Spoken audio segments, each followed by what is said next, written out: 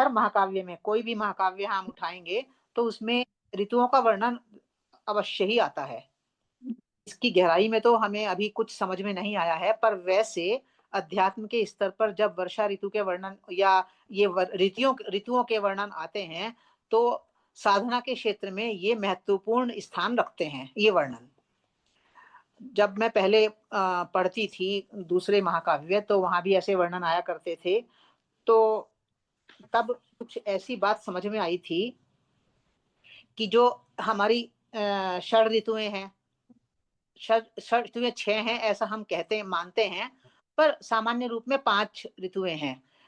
एक जो हेमंत ऋतु है उसको शिशिर ऋतु के अंदर ही उसका अंतर्भाव कर लेते हैं बहुत बार। तो चलो 6 हो या 5 हो एक अलग बात है, पर साधना के स्तर पर इन ऋतुओं का बड़ा महत्व है। क्या कहा जाता है, ऐसा मानते हैं कि साधना में जो पहला स्तर होता है वो ग्रीष्म ऋतु है। ग्रीष्म ऋतु साधक के तप तप का प्रतीक है। जैसे ग्रीष्म ऋतु में बहुत गर्मी होती है, तप पूरी पृथ्वी तपती है, तो ऐसे ही साधना का जो पहला स्तर है वो तप तप का स्तर है। व्यक्ति को बहुत तप करना होता है। अब वो तप तो बहुत प्रकार का होता है, अब वो बहुत प्रकार के तप को इसमें इंक्लूड हम कर लें अपने आप के। अब तप में आ जाएगा, आसन भी आएगा कि आप भाई सीधे बैठने का अभ्यास करें, हिले नहीं बहुत देर तक, एक तो आसन भी आएगा। फिर दूसरा ये हमारे जो यम नियम है ये भी तप में आ जाएंगे। यम नियम आसन प्राणायाम प्रत्याहार जो ये पतंजलि ने बताए हैं, तो इसमें यम नियम और आसन ये तप के अंदर आते हैं। साधक का पहला स्टेप है इस प्रकार के तप करना। तो ग्रीष्म ऋतु तप की प्रतीक है, ऐसा ऐसा जो जानकार लोग हैं वो बताते हैं। फिर उसके बाद आती है वर्षा ऋतु। तो वर्षा ऋतु में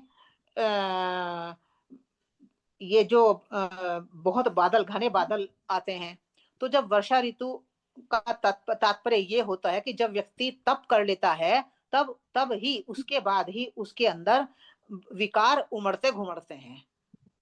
जब तक व्यक्ति साधना के फील्ड में प्रवेश नहीं करता तब तक विकार प्रकट नहीं होते, ऐसा कह लें। प्रकट नहीं होते, वो छिपे रहते हैं, दबे रहते हैं। और जब साधना में लग जाता है व्यक्ति और तप पहले स्टेप को पूरा कर लेता है, तप के इस स्टेप को, तो उसके अंदर जो विकार दबे पड़े थे अब वे उमड़ने घुमड़ने लगते हैं, जैसे वर्षा ऋतु में काले काले मेघ उमड़ते घुमड़ते हैं। तो साधना की ये सेकंड स्टेज कही जाती है कि अब जो जमे हुए विकार थे वे उठ गए हैं। अब साधक को दिखने लगा है कि हाँ मेरे अंदर किस किस प्रकार के ढेरों विकार पड़े हुए हैं। फिर वर्षा ऋतु के बाद कही जाती है शरद ऋतु। तो शरद ऋतु का तात्पर्य ये होता है कि जब वर्षा ऋतु में वो विकार उठ गए, उमड़ घुमड़ कर बाहर आने लगे, साधक का ध्यान उन पर जाने लगा, तो वो प्रयत्न करता है फिर उस दिशा में।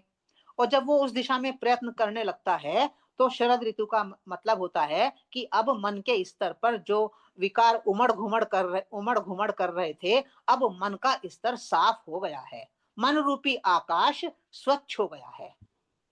दूसरे स्टेप पर विकार उठे, फिर साधक ने उस दिशा में प्रयत्न किया, फिर तीसरे स्तर पर मन जो है विकारों से रहित हो गया, मन रूपी आकाश स्वच्छ हो गया। तो इसको कहते हैं अध्यात्म के स्तर पर कि ये शरद ऋतु आ गई, साधक की शरद ऋतु है ये।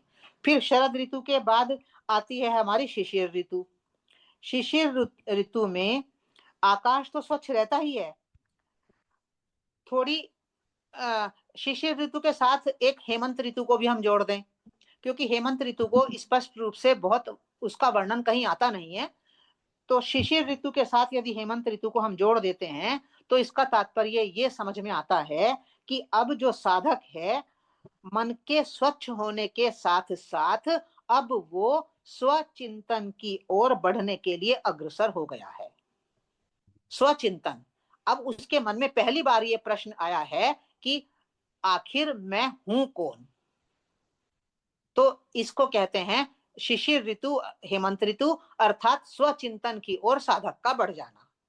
पहली बार उसके अंदर ये विचार आता है कि मैं जो तप कर रहा हूं तो किस बात के लिए कर रहा हूं, अपने आप को जानने के लिए कर रहा हूं और मैं हूं कौन। तो ऐसा कहते हैं कि ये साधक के जीवन की शिशिर ऋतु है और या हेमंत ऋतु भी है। अब इसके बाद हमारी आती है 5वीं वसंत ऋतु। तो वसंत ऋतु में जैसे प्रकृति में फूल खिलने लगते हैं, प्रकृति बहुत मनोरम हो जाती है, इसी प्रकार से जब व्यक्ति स्वचिंतन की ओर बढ़ जाता है, मन स्वच्छ हो गया, स्वचिंतन की ओर वो अग्रसर हो गया, तब उसका जो मन मयूर है वो खिल उठता है। जैसे वसंत ऋतु में मोर नाचने लगते हैं, तो ऐसा सांकेतिक रूप में ऐसा कहते हैं कि साधक के जीवन में ये जब वसंत ऋतु आती है, तब वसंत ऋतु आती है नहीं, वसंत ऋतु का मतलब है कि उसका मन मयूर अब प्रसन्न हो जाता है। तो पहली स्थिति थी कि उस तप प्रारंभ करना, यानी कठोर तप, आसन प्राणायाम को साधना आदि आदि। फिर वर्षा ऋतु में विकारों का उठना आदि आदि।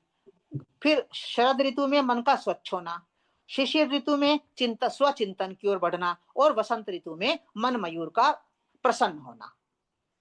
तो ऐसा कहते हैं कि जो ये महाकाव्य में जो बीच बीच में ये वर्णन आते हैं, तो इनको हमें थोड़ा कनेक्ट करके देखना चाहिए।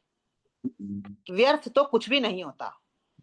बस ये इंपॉर्टेंट बात ये है कि व्यर्थ तो नहीं होता। अब एक ये अलग बात है कि हम उसको कहीं से ठीक तरह से रिलेट कर पा रहे हैं या नहीं कर पा रहे हैं।